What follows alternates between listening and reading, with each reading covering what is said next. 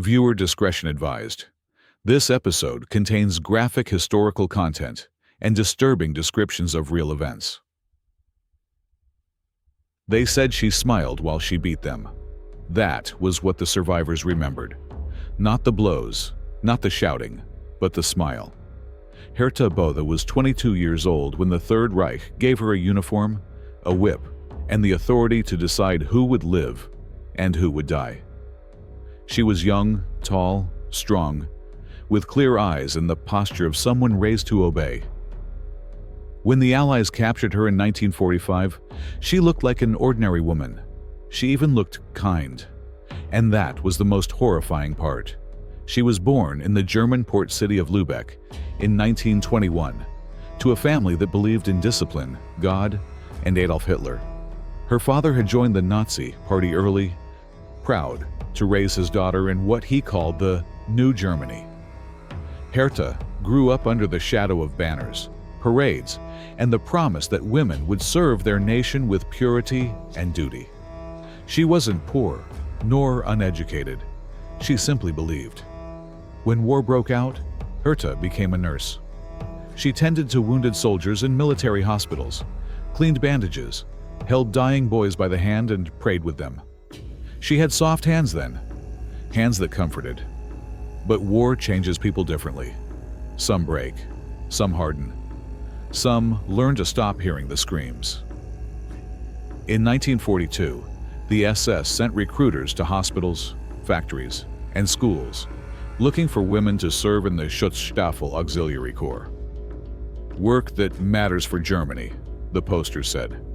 Help maintain order. Herta volunteered. She told friends she wanted to do her part. She was assigned to Ravensbrück, the women's concentration camp north of Berlin, a place that would teach her how quickly obedience could turn into cruelty. The camp held more than 30,000 women from across occupied Europe: Jews, Poles, Soviets, Norwegians, French. They slept 3 to a bunk, lived on watery soup, and watched trucks arrive each morning full of new prisoners and leaving half empty by night. At first, Herta was shocked. The smell, the noise, the brutality, none of it matched the propaganda film she'd seen. But within weeks, she adapted. Everyone did. A survivor named Wanda Potowska later recalled the young guard with the calm face. She looked like a nurse, but her hands were not those of a healer anymore. They were trained to strike. Herta learned quickly. She watched how older guards controlled the prisoners, how to spot weakness, how to use hunger as punishment, how to turn beating into performance. She stopped seeing faces and began seeing numbers. Work units, discipline cases, infractions. The human element disappeared, and once it was gone, nothing felt wrong anymore. By 1944, she was transferred to Stutthof, one of the Reich's oldest camps, near Danzig. Stutthof was smaller than Auschwitz, but just as cruel. A place where everything served a single purpose: to destroy people through labor, disease, and despair. The camp's air was heavy with the smoke of burning bodies. Prisoners shoveled ash that once had names. The guards joked about it during their lunch breaks. Witnesses described Herta as energetic. She moved through the camp with brisk steps, her whip tucked under her arm like a teacher's pointer.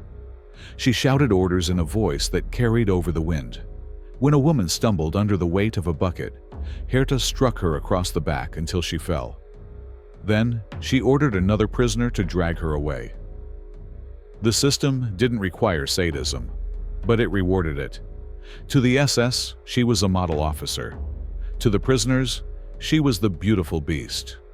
One survivor wrote, "She had the face of a student and the eyes of someone who had stopped seeing." By that time, the war was nearing its end. The Red Army was advancing. The camps were being evacuated, and the Nazis began the death marches, columns of skeletal prisoners forced to walk westward through snow and mud. Herta was one of the guards escorting them. She carried a rifle. Those who couldn't walk were shot on the roadside. Later, when asked about it, she said calmly, We were ordered to keep the column moving. What else could I do? When the British troops captured her near the city of Bienenbüttel in April 1945, she was wearing a clean uniform and carried herself with composure. The photographs taken at that moment are chilling. A young woman with perfect posture, looking straight at the camera, neither defiant nor ashamed. Behind her, the camp still smoked. During her interrogation, she said the same thing over and over. "I did my duty. I followed orders." She insisted she never killed anyone herself, that she only guarded, that she was not like the others. But witnesses disagreed. They remembered the blows, the kicks, the smile. At the Stutthof trial in 1946, she sat in the dock among other guards, women who once ruled over thousands. The prosecutors showed photos, read testimonies, and called survivors to speak. One Polish woman, her hands trembling, pointed at Herta and said, "That's her."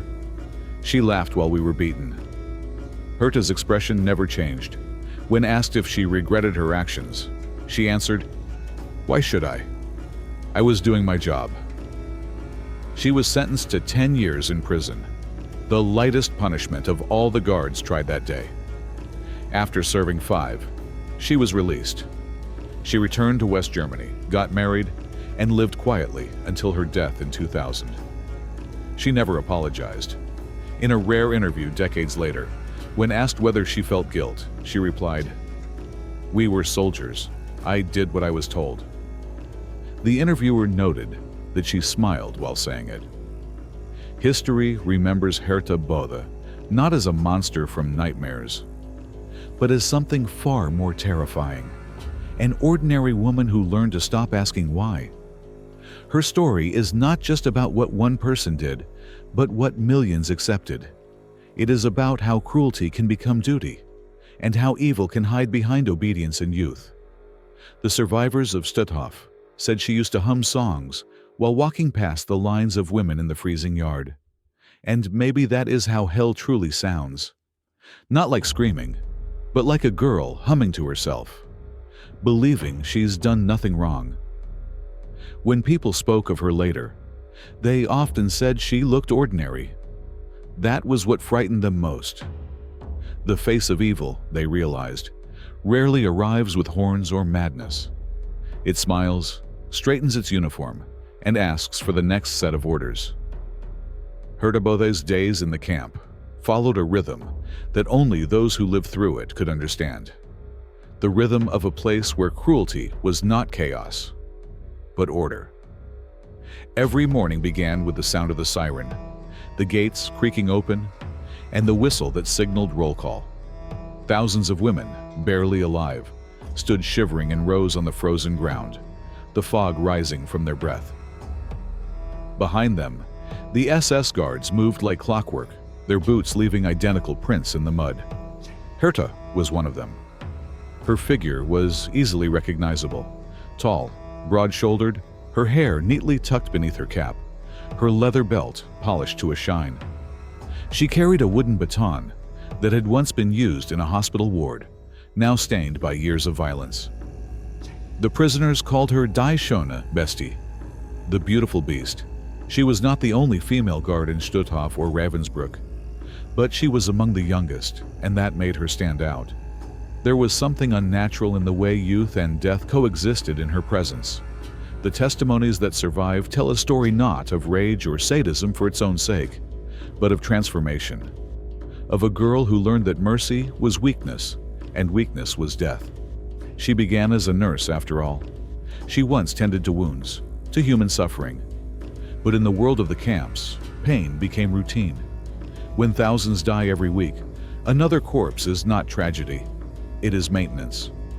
And when one's superiors praise efficiency over empathy, it is only a matter of time before empathy disappears entirely.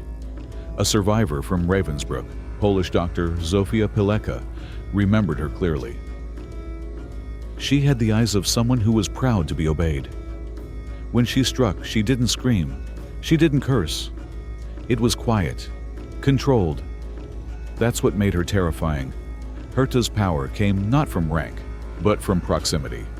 Guards like her stood between life and death. Their decisions small, but final. A prisoner who stumbled during roll call could be beaten until she never stood again. A woman who hesitated to march fast enough could be sent to the infirmary, which was not a place of healing, but of disposal. The SS training for female guards taught them obedience above all. They were told they were protectors of German order against the dirt of occupied Europe. The language was precise, bureaucratic, and designed to erase compassion. To the Reich, these women were not killers. They were administrators of hygiene. Herta absorbed this ideology like air. In interviews decades later, when asked how she could have done such things, she would shrug. It was war. We were told the prisoners were enemies. You do what you're told in war. Those words have echoed through every generation since, the excuse that built Auschwitz, Treblinka, and Stutthof alike. In Stutthof, she worked primarily in the women's labor compound. The prisoners were assigned to clean, carry, dig, and load bricks into carts. They were starved, beaten, and humiliated. Many died of exhaustion, collapsing mid-task, their bodies removed by others at the end of the day. One witness, a Lithuanian woman named Ona Šimkūnaitė, described the daily march from the barracks to the worksite. We walked in lines, 2 by 2, heads down. If someone fell, they were beaten. Herta Bothe often walked beside us. She carried a stick, sometimes a whip. She looked like a school teacher. When she saw someone stumble, she smiled, not with joy, but as if to say, "You should have known better." Another survivor, French nurse Geneviève de Galard, recalled that Bothe's cruelty seemed deliberate, theatrical even.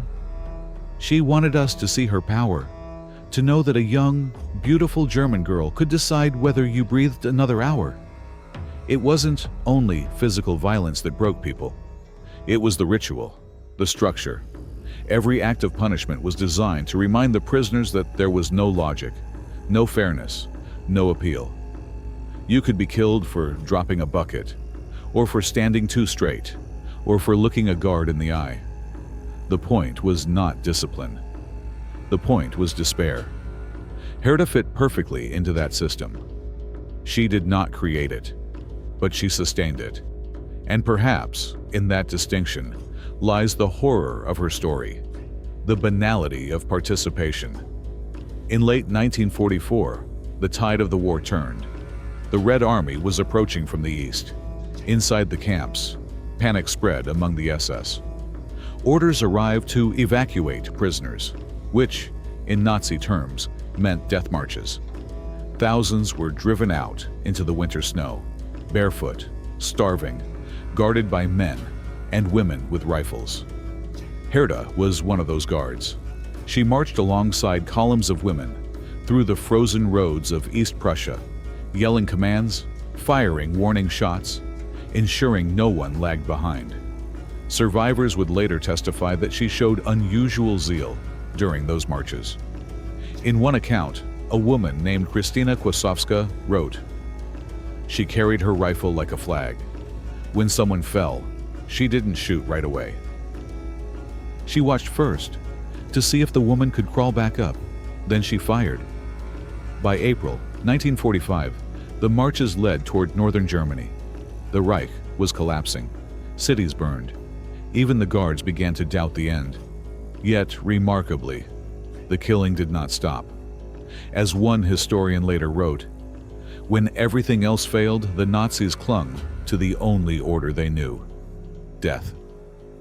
It was during these final weeks that British soldiers captured Herta near the town of Bienenbüttel. She did not resist. She identified herself calmly, even politely. Her uniform was clean, her boots polished. She seemed, as one soldier said, like a nurse returning from duty. The trial came less than a year later. The Stutthof process of 1946, held in Danzig, now Gdansk. 11 men and women were charged with crimes against humanity. Herta Bothe sat among them, her hair combed, her expression unreadable. The press took to calling the defendants the women of death. When the first testimonies were read aloud, the courtroom fell silent. Witnesses described scenes of beatings, shootings, and torture. They spoke of women collapsing under loads of stones, of guards who kicked them until their ribs broke, of laughter during executions. One by one, the survivors pointed to her. That one, the tall one. She made us run with buckets until we dropped. She hit my sister with a stick until her head bled. She said, "Don't be lazy, you'll rest when you're dead."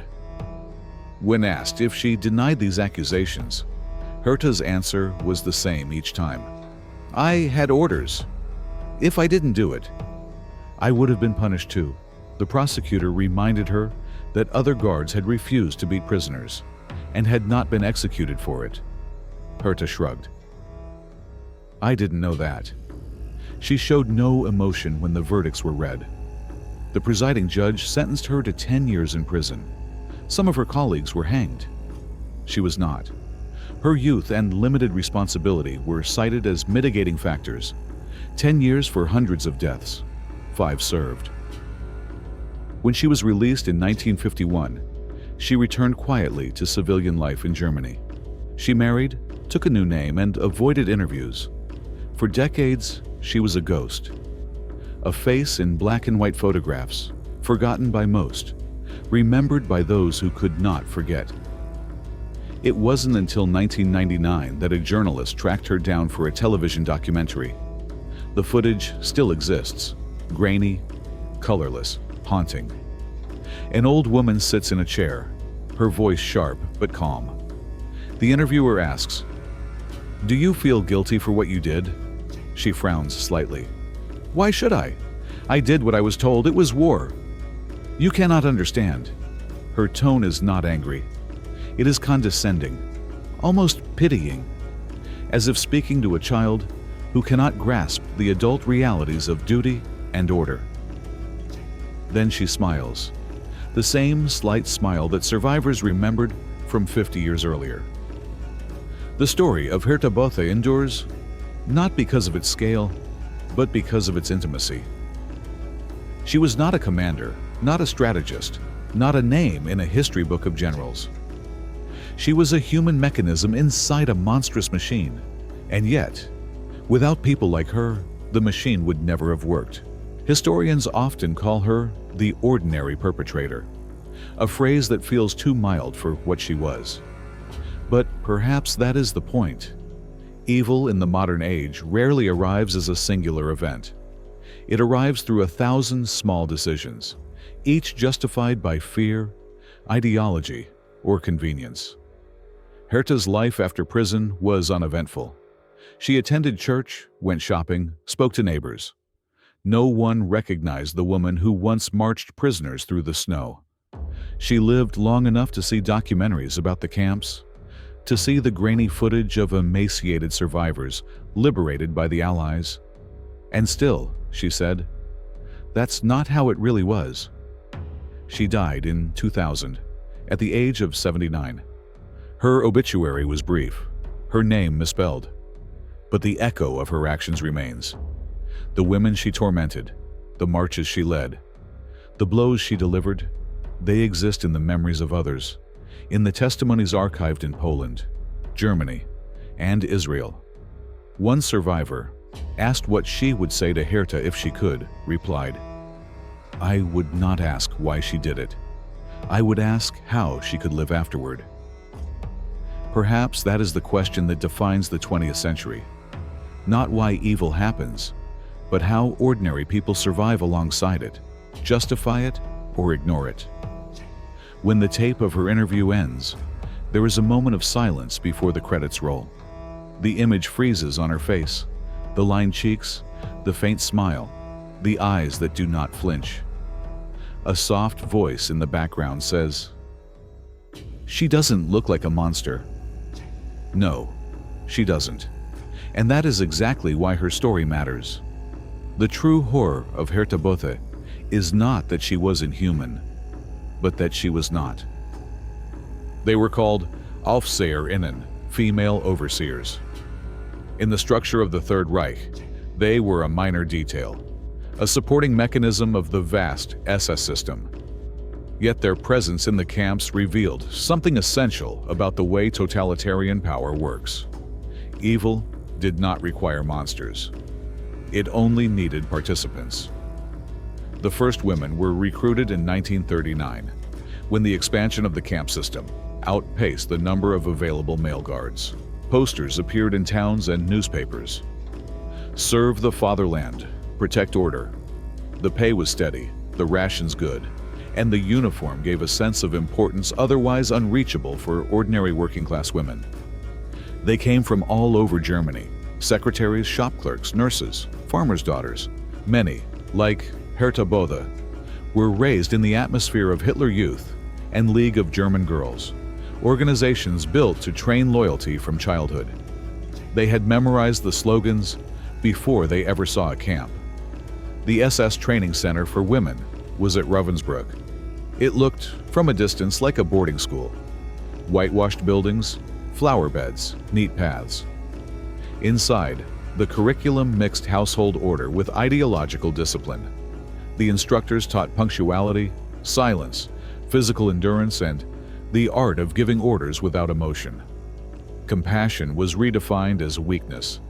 Discipline became virtue. New recruits learned how to file reports, how to stand during roll call, how to escort columns of prisoners without conversation. They learned the correct posture for saluting officers, the approved tone for reprimands, and the language of dehumanization that turned people into units. They were told that strictness saved Germany. Leniency helped the enemy. In lectures, doctors and SS officers explained racial theory in calm academic voices. Slides showed faces labeled Aryan, Jewish, Slavic, degenerate. It was a pseudoscience designed to numb empathy before the recruits ever faced a prisoner.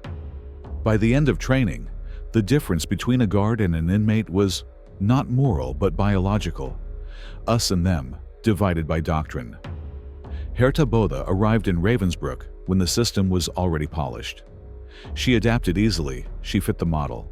She learned to march, to file, to supervise work details. To her superiors, she was efficient. To the prisoners, another uniform in a sea of power. By 1943, women made up nearly 1/10 of all camp staff.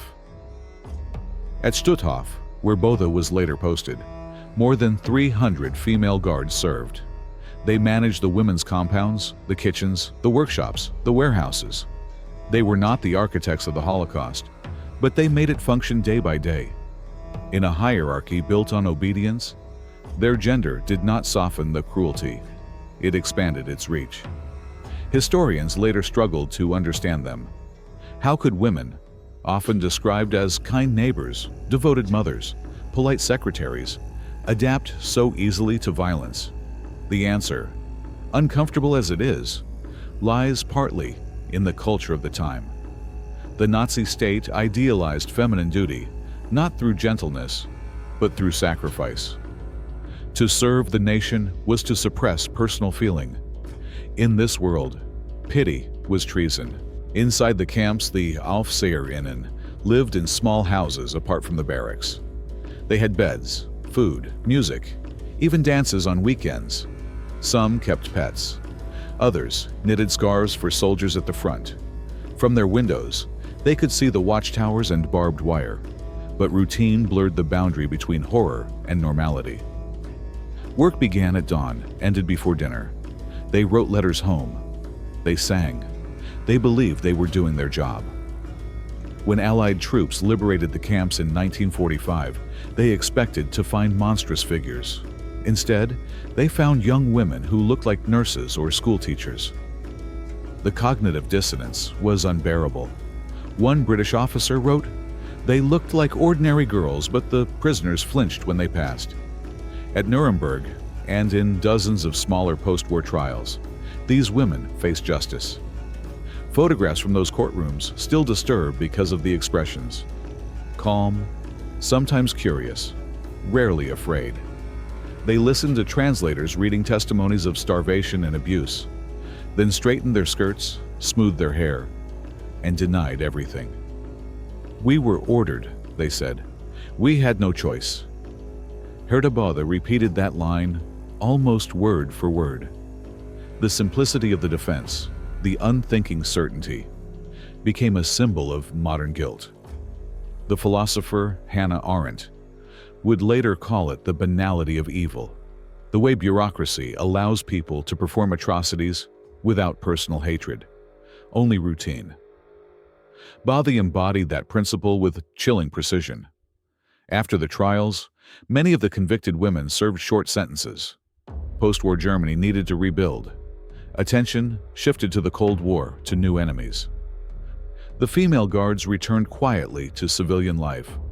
Some changed names, others married and blended into the post-war silence. For decades, they disappeared from memory. The world wanted heroes and victims, not bureaucrats of cruelty. It was not until the 1970s and 1980s that researchers began to uncover their stories again. Feminist historians asked difficult questions. Was female participation in the camps simply obedience to male authority or an assertion of their own power? Were these women coerced, or did they find in the SS a rare opportunity for authority and respect? The answers were mixed. Many joined for stability, not ideology.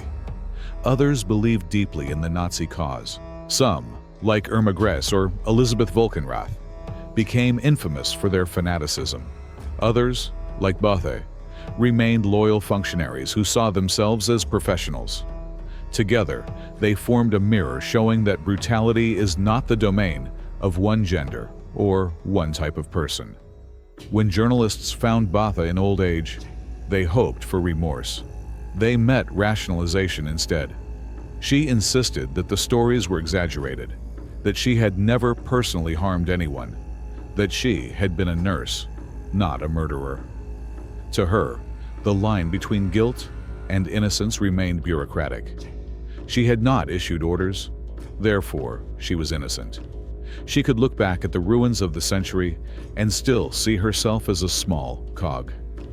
The moral distance she maintained is the same distance that allows systems of oppression to thrive. The psychology of obedience is quiet. It wears the language of necessity. Bothe's words, "It was war. What would you have done?" echo not only through history, but through every modern bureaucracy that hides behind procedure. Today, the study of female guards is no longer a footnote, but a central question in Holocaust research. Their presence dismantles the myth that cruelty belongs only to men, or that women are naturally compassionate. It shows how ideology redefines virtue itself, transforming care into control, loyalty into violence. At the Ravensbrück Memorial, one of the exhibits displays letters written by guards to their families. The handwriting is neat, the tone affectionate. They write about weather, meals, missing home. None mention the prisoners. The silence between sentences speaks louder than confession. Visitors to Stutthof today see the same contradiction. The camp lies on the edge of the Baltic coast, surrounded by trees and quiet fields. In summer, the air smells of salt and pine. It is almost beautiful. Guides remind tourists that beauty and horror once shared the same horizon here. The museum keeps the names of 110,000 victims. Among the artifacts are photographs of the guards, including Herta Bothe, smiling, youthful, confident. The guide often pauses at that image. People whisper that she looks too ordinary, too alive. And then the guide says softly, "That's exactly what makes this history so dangerous. Evil is not distant, it is familiar." In academic seminars, the legacy of the Aufseherinnen is discussed not to sensationalize but to understand how societies manufacture obedience. Students read training manuals, examine pay records, analyze trial transcripts. They see how the smallest bureaucratic phrases, disciplinary measure, transport order, sanitation protocol, hid the machinery of death behind official language. What emerges from these studies is not a portrait of monsters, but of systems. Systems that reward loyalty more than conscience, efficiency more than empathy. Systems that can turn a nurse into a guard, a teacher into an interrogator, an ordinary person into a perpetrator. That is why the story of Herta Bothe still matters. Her life forces confrontation with the question every age must answer. What happens when duty and morality diverge? How far will a person go when the structure around them insists that cruelty is normal, even necessary? When survivors were asked decades later what memory of her remained most vivid, they mentioned neither her face nor her voice, but her composure, the calmness with which she enforced rules, the mechanical gestures. She never shouted, one said. That was the worst part. She made evil look professional. If you stand today in the Ravensbrück Museum courtyard, you can hear the wind moving through the pines and the faint sound of footsteps from visiting groups. There is a plaque near the old administration building that reads, "Here ordinary people served extraordinary crimes." The sentence is simple, but it carries the weight of every silence that followed. 1945. Herta Bothe is buried in an unmarked grave in northern Germany. No flowers, no inscription, only a number in the municipal register. The absence feels fitting. Her story does not need a monument. The camps themselves remain her legacy.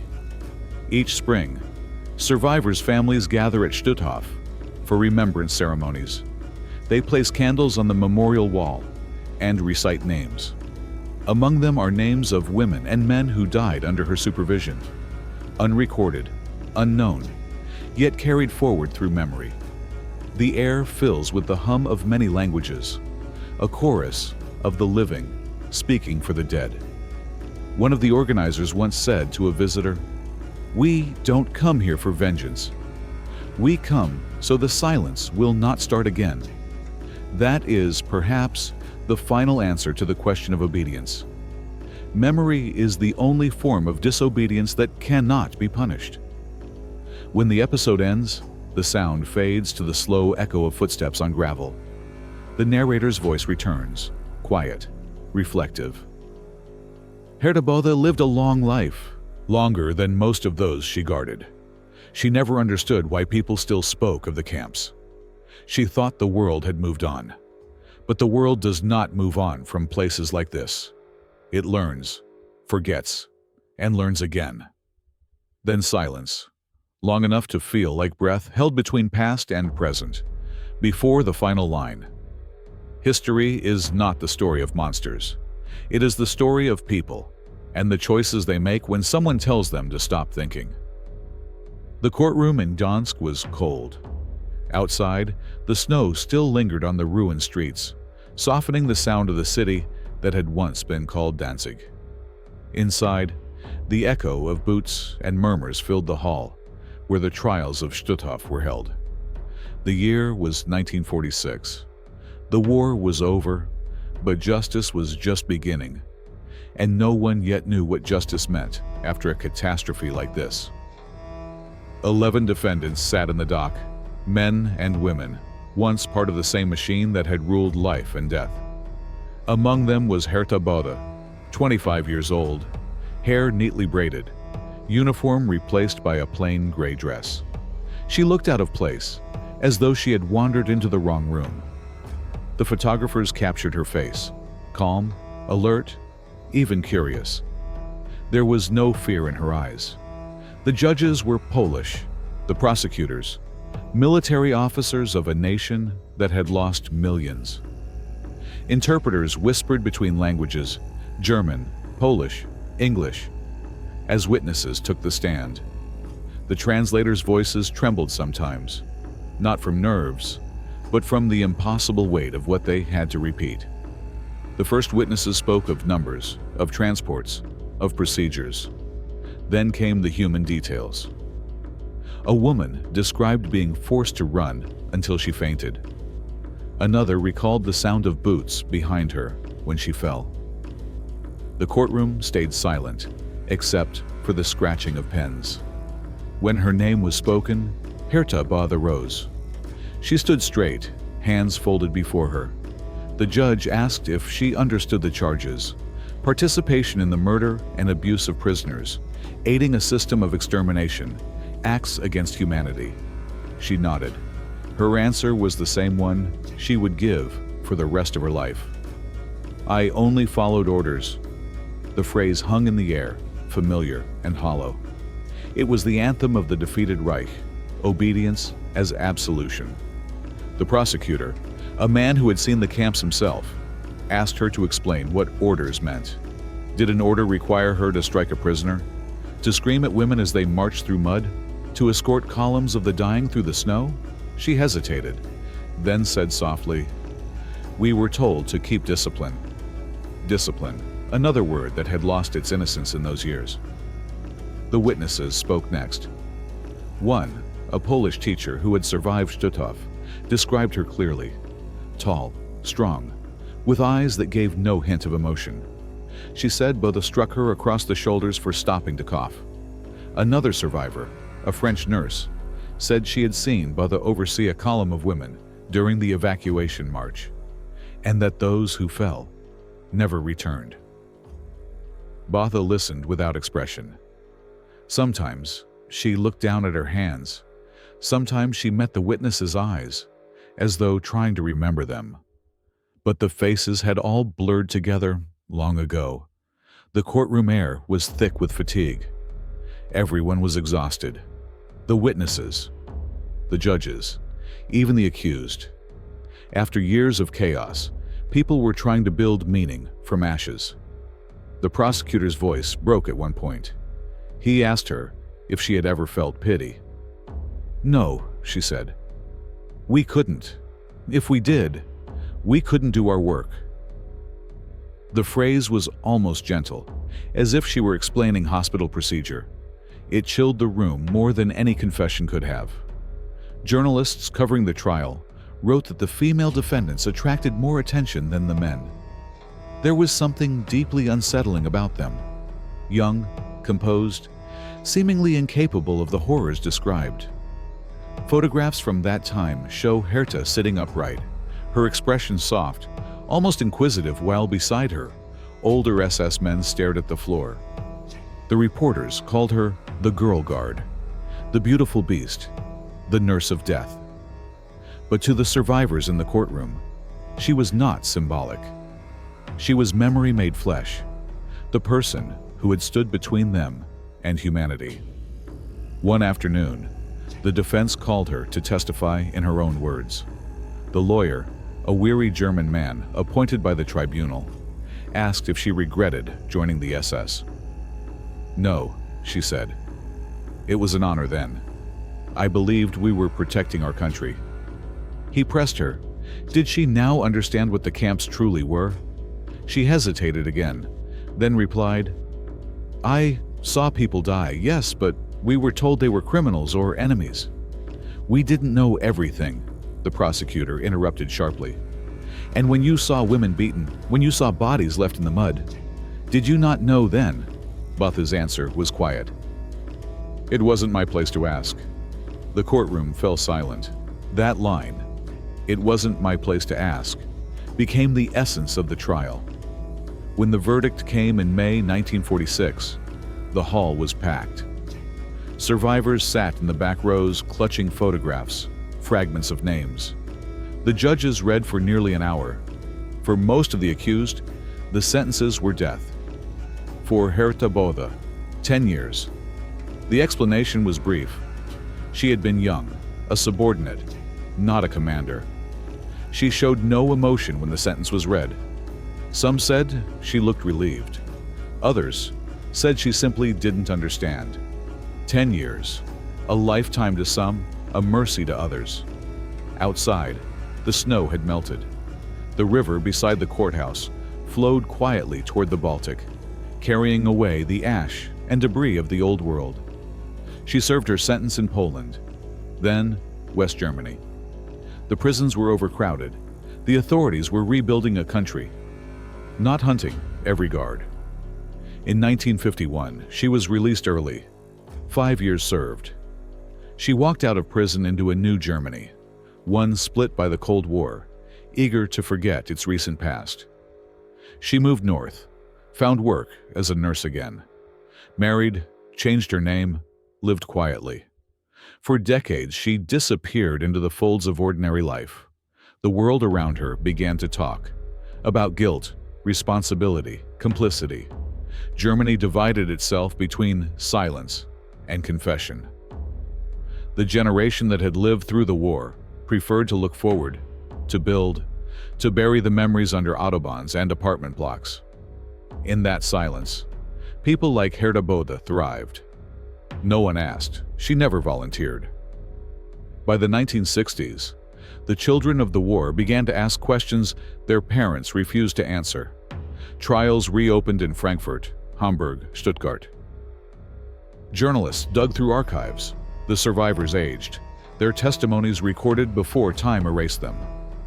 In one interview, a Polish woman who had seen Bothe at Stutthof said, "When I saw her face in the newspaper, I was shocked. She looked like a grandmother. But in her eyes, I saw the same emptiness.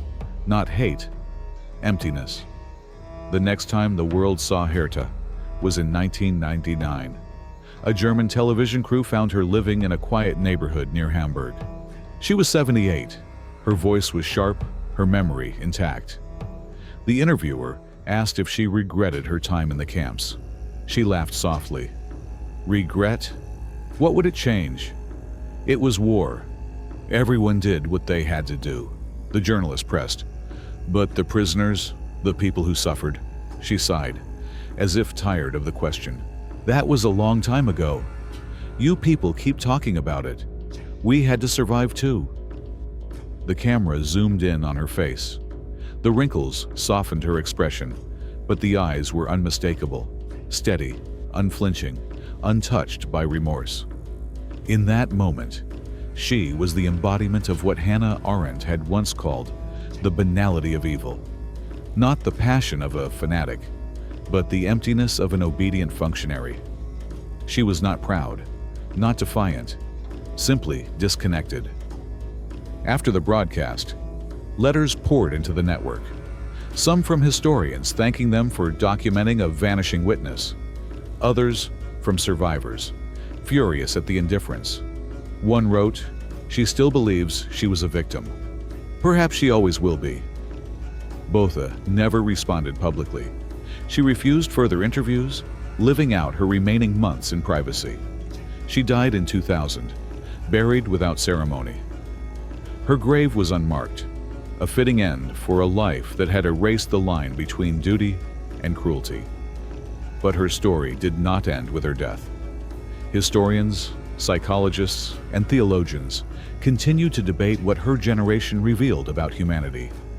Was she merely a cog in the system, or proof that ordinary people could choose evil when evil was rewarded?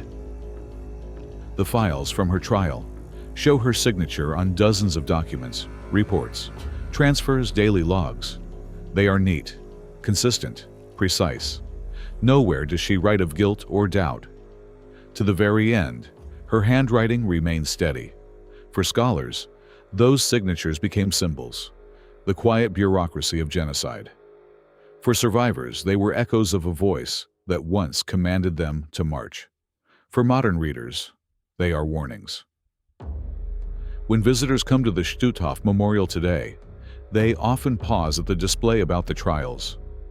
The photographs line the walls, faces of the accused, faces of the witnesses, faces of those who died. Among them, Herta Bothe's portrait stands out, young, confident, the faint trace of a smile. The guide explains her sentence, her life after prison, her refusal to apologize. Some visitors shake their heads in disbelief. Others whisper that she doesn't look like a killer. And that, the guide says quietly, is precisely why she matters. Evil does not always roar. Sometimes it nods politely, keeps records, and smiles at the camera. The lesson of her trial is not that justice was done. 10 years cannot balance 1,000 deaths. But that testimony itself became the only form of justice left. Every witness who spoke in that cold courtroom reclaimed a fragment of dignity stolen from them. Every question she refused to answer exposed the hollowness of obedience. In the end, Herta Bothe's silence became louder than her words. It stood as the perfect reflection of the world she had served. Efficient, disciplined, and utterly devoid of empathy. When the documentary ends, the narrator's voice fades, replaced by the echo of a gavel striking wood. Judgment was passed, the voice says, but silence endured. And then, only the sound of paper rustling. The endless bureaucracy of history continuing its work. History rarely ends with a scream. More often, it ends with silence. The kind that seeps into the walls, the kind that outlives the voices that built it. Herta Bothe's story dissolves into that silence. There is no redemption, no revelation, no tearful confession. Only the slow erosion of memory. She died in 2000. No obituary mentioned the camps. Neighbors described her as polite, private, a woman who kept to herself. In the official register, her occupation was listed simply as nurse. The irony is cruel and perfect. The same word that once meant to heal. The world kept moving. The survivors who had spoken her name in court grew old and passed away. Their grandchildren learned about her not from testimony, but from screens and pages. The distance between her crimes and their lives grew wider with each passing year, yet her photograph remains. It stares from museum walls and history books, a reminder that the face of obedience can be indistinguishable from the face of innocence. In classrooms and memorials, people still ask, did she ever feel guilt? The answer is unknowable. Perhaps she built a wall inside herself, brick by brick, until memory became background noise. Perhaps she believed her own excuses, or perhaps she knew the truth and simply learned to live beside it, like a scar you stop touching.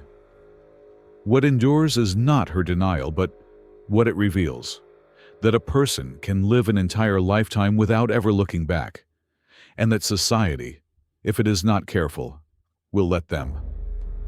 Forgetting is easier than confronting, and indifference is a quieter form of complicity. Standing today in the ruins of Stutthof or Ravensbrück, it's impossible to find her trace. Nature has reclaimed the earth. Grass grows where barracks once stood. Birds nest in watchtowers. The stones remember, even if people do not. And perhaps that is the most honest kind of justice, not vengeance, but remembrance. Because what she helped build cannot be undone, but it can be understood. Every generation that comes after must choose whether to remember or to repeat. At the edge of the Baltic, the wind moves over the empty field where so many voices once cried out. There is nothing left to see, only the hum of the air and the steady rhythm of waves. The world has grown quiet again, but beneath that quiet history still breathes, and somewhere in that breath, the echo remains, a warning whispered from stone to stone. Never mistake silence for innocence.